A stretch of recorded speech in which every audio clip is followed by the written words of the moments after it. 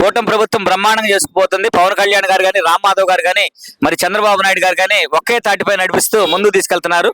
కూటమి ప్రభుత్వం 2029లో కూడా వస్తే మన యొక్క పిల్లల భవిష్యత్తు బాగుంటుంది. లేకపోతే మళ్ళీ అంధకారంలోకి వెళ్ళిపోతాం. మరి కొన్ని చోట్ల సిక్కింలో కానీ 5-6 సార్లు, అలాగే అస్సాం, ఒరిస్సా ప్రాంతాల్లో ముఖ్యమంత్రులు 5-6 సార్లు చేస్తే డెవలప్మెంట్ జరుగుతుంది. ఒకసారి చేస్తే ఎటువంటి డెవలప్మెంట్ జరగదు.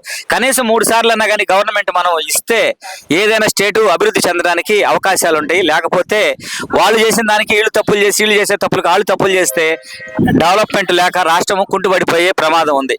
ఇది ఒక పార్టీల నుంచి ఉద్దేశించింది కాదు. ఒక పౌరుడిగా నేను నా ఆలోచన ప్రకారం మీకు తెలియజేస్తున్నాను. కూటమి పాలనలో ఇప్పటి వరకు బాగుంది, బ్రహ్మాండంగా జరిగిపోతుంది. 22 నెలల కాలంలో బ్రహ్మాండంగా చేశారు చంద్రబాబు నాయుడు గారు.